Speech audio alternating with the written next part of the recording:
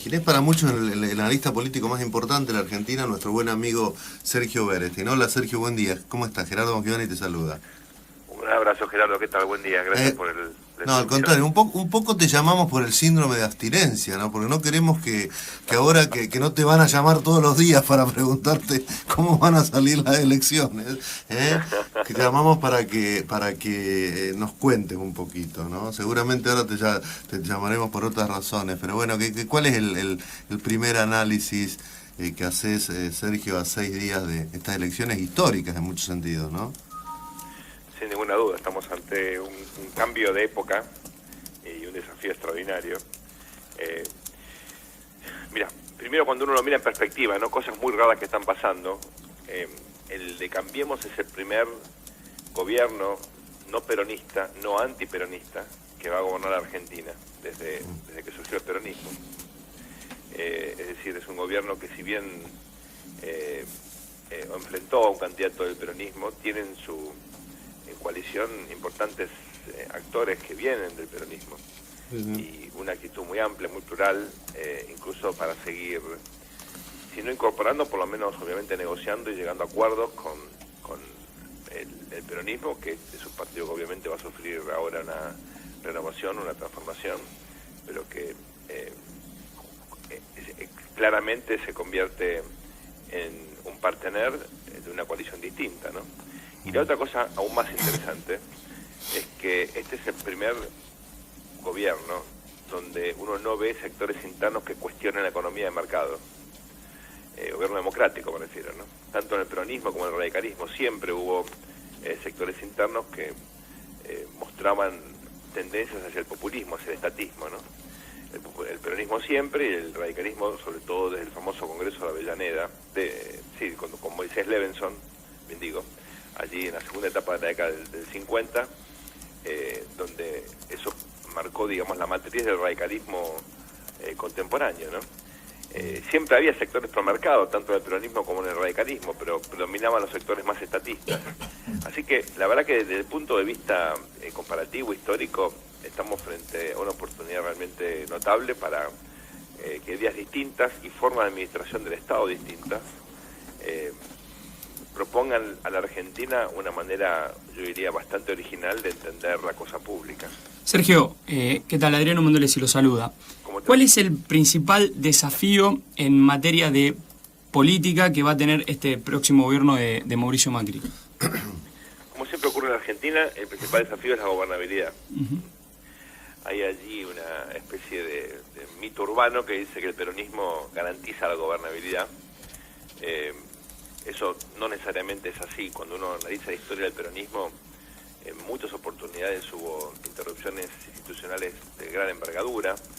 Obviamente Perón fue derrotado por un golpe militar, Isabel también, pero más contemporáneamente Rodríguez Sá no terminó su mandato, duró una semana. El presidente Duhalde duró menos de lo que debería haber durado, se fue antes, adelantó las elecciones. Y obviamente, al margen de mantener la estabilidad política, el peronismo tiene una deuda respecto a la calidad de la democracia, de la forma en la cual administra el poder. Ahora se presenta obviamente una disyuntiva enorme, porque Cambiemos carece de peso en el Senado y tiene que negociar acuerdos en la Cámara de Diputados. Por lo menos 18 provincias están en manos del peronismo. Por supuesto, con los matices que eso implica, ¿no? Hay 14 en manos de lo que hasta ahora fue el kirchnerismo y 4 en manos de gobernadores, digamos, del peronismo federal. Pero, indudablemente, si bien electoralmente fue una coalición exitosa, lo que uno observa, mirando a la Argentina con un poquito de detenimiento, es que de ninguna manera hay, digamos, un campo propicio para avanzar en una agenda distinta, sin negociar cada uno de los puntos con actores muy diversos, ¿no? Y en ese sentido, ¿qué lectura hace de este proceso de transición que bueno, comenzó en la última semana y que ha tenido sus rispideces en algunos sectores, sobre todo con la visita de el próximo presidente Mauricio Macri con la mandataria saliente Fernández de Kirchner? Yo creo que esperar alguna actitud distinta por parte de la presidenta del gobierno era utópico. Fue muy consistente lo que hizo, lo que está haciendo la presidenta. entorpeciendo la transición con la forma de gobernar en los últimos 12 años. Digamos, el kirchnerismo pensó que se quedaba para siempre. Interpreta que el Estado es de ellos, que no es una, digamos, el Estado no es una estructura administrativa, burocrática para satisfacer la demanda de los ciudadanos, para generar bienes públicos, sino básicamente es un terreno para hacer política y para vivir bien. Entonces, en esa concepción tan patrimonialista y atrasada del Estado, obviamente hay como una especie de sorpresa y duelo con esta situación inédita, donde la presidenta, por ejemplo, critica a Macri por nombrar gente que tiene experiencia de gestión, cuando ella lo que valora fundamentalmente es la experiencia política, la militancia como escuela de aprendizaje para, obviamente, luego tomar decisiones de política pública, ¿no? O sea, es una concepción realmente muy, muy atrasada de la administración del Estado. Yo realmente no veo en América Latina, sobre todo en las administraciones de izquierda democrática, nada parecido a eso, ni siquiera en Uruguay, donde por ahí se premia el curso sonoro partidario, pero en ninguna manera la militancia como prácticamente el único, la única escuela necesaria para hacer política pública, ¿no? Bueno, eso fue lo que predominó estos años, es lo que se está acabando.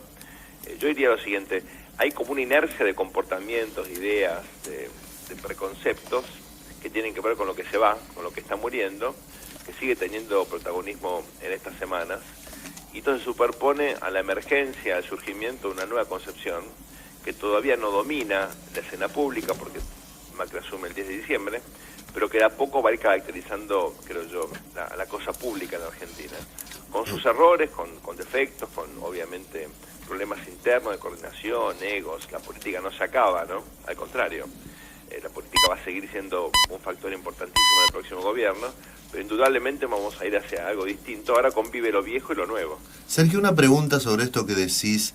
Alguna gente que, creo yo, ve con simpatía este proceso que se inicia, sin embargo, está un poco preocupada por la poca política que hay en el gabinete. Dicen, bueno, es un gabinete muy bueno el que armó Macri, pero a lo mejor harían falta algunos referentes políticos de los aliados, me refiero, ¿no? Que por supuesto la deserción de Sanz ahí abrió un interrogante, pero ¿cómo ves eso? ¿Vos creés que efectivamente puede haber ahí una cosa un poco de desbalanceo?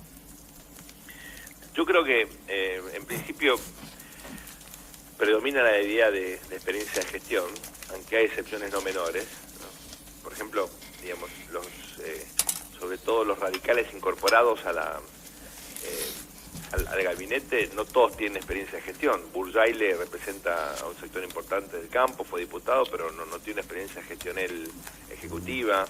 Oscar Aguad tampoco, Martínez en defensa tampoco.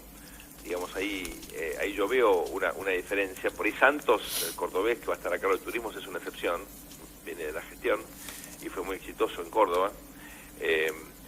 Pero digamos, incluso el caso de Berman, Rabino Berman, no tiene experiencia de gestión y menos en el área de medio ambiente. Por ahí termina siendo un gran ministro. Lo que digo es, digamos, no es cierto que la gestión predomine en todas las designaciones. Sí, por supuesto, en el área económica. Y me parece que eso, lejos de ser una crítica, debería ser un atributo muy positivo, ¿no? A ver, en todos los casos, yo creo que gente con mucha experiencia política, o bien como habiendo estado en el Estado o habiendo desarrollado una tarea en el sector público, o bien habiendo sufrido, experimentado la arbitrariedad de la política de estos años, por el caso de Aranguren, por ejemplo, ¿no? ¿Quién más, quién tiene más expertise que alguien que fue sometido a las decisiones más arbitrarias en el área energética como Aranguren? Eso es una muy buena experiencia para lo que no hay que hacer, ¿verdad? Entonces, yo creo que no hay que tener un prejuicio en ese sentido. Creo que hay personas en el gabinete que comprenden muy bien la política. Frigerio, por ejemplo, la propia Patricia Bullrich. No hay ingenuos en este gabinete. Tanto Sturzenegger en el Banco Central como Prat-Gay en Economía fueron diputados, o son diputados en el caso de Sturzenegger. El caso de Bursaco también fue diputado. Tuvo un cargo de gestión en la Policía Metropolitana. digamos, yo estoy viendo ahí una combinación bastante interesante. Claramente no tenés volumen político para lo que era la política tradicional, pero ya Macri utilizó este estilo de gestión en la Ciudad de Buenos Aires con bastante éxito. Y yo creo que sí vas a tener, Gerardo, son personalidades políticas con un rol importante en el Congreso, buscando consensos, dándole al Congreso otro protagonismo, y también personas que pueden operar, no con cargos formales, pero que pueden ser, digamos, los chuecos Mazón de este gobierno, ¿no? Que nunca tuvieron, Mazón nunca tuvo un cargo ministerial, pero fue crucial en las negociaciones. Bueno, esperemos a ver cómo termina de llenarse la grilla, para en todo caso juzgar. Me parece que no podemos partir con preconceptos o con criterios un poco tradicionales de la política, porque Macri no es eso. Macri no es un político tradicional, es el primer presidente argentino democráticamente electo que no hizo política de joven, ni pasó por el radicalismo o el peronismo. Bueno, este gabinete expresa precisamente esos atributos que trae Macri en su, digamos, en su experiencia, ¿no? Sergio, muchas gracias, ha sido muy atento y que tengas un muy buen fin de semana. Igualmente, Gerardo, un abrazo grande, hasta pronto.